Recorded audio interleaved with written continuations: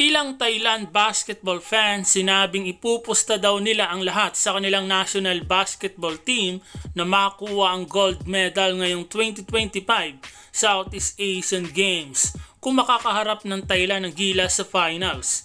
Ito ang kanilang opinyon matapos nilang mapanood ng 2 beses ang game performance ng Gilas Pilipinas sa SEA Games. Napag-usapan din nila ang Pilipinas daw ay hindi ganon kapulido maglaro at may tsansa nga daw talaga na manalo ang Thailand kung ilalabas ng Thailand ng kanilang A-game katulad ng magandang ipinakita nila sa laban ng Indonesia. Ang ating Gilas Pilipinas sa ngayon ay pasok na sa semifinal game at maring makalaban ng Indonesian national team.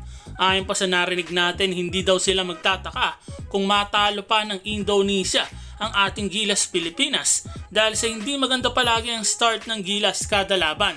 Napansin nila ang palaging slow start ng Gilas. Iniisip nila na sana mangyari din daw ito sa laban ng Thailand at Pilipinas, yung struggle ng Pilipinas sa mga unang quarter.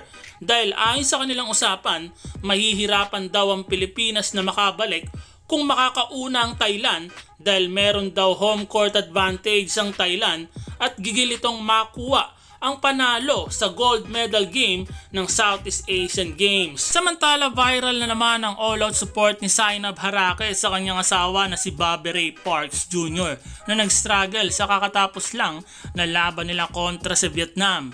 Last game, si Bobby Ray Parks ang best player of the game na inakusahan pa ng ilang Malaysian fans na hindi daw tunay na Pilipino. Ang ganda kasi ng nilalaro nito sa Malaysia.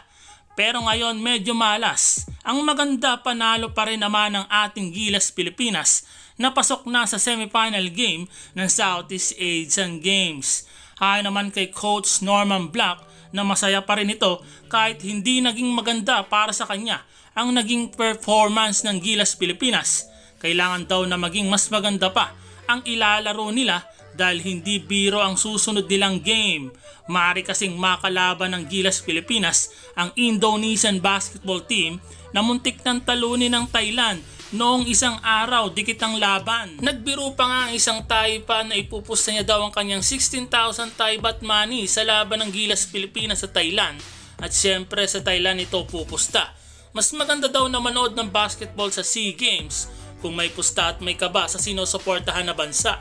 May ilang Indonesian fans din na nagsasabi na kaya nilang talunin ang Pilipinas ngayon dahil dala nila sa lineup si Michael Xaviero, isang Indo-American na matangkad na at may experience pa sa college basketball sa Amerika. Meron pa silang isang naturalized player, kaya mapapalaban ang Gilas Pilipinas sa Indonesia na unang susubok sa kanilang lakas bago ang Thailand sa gold medal game. Abangan natin.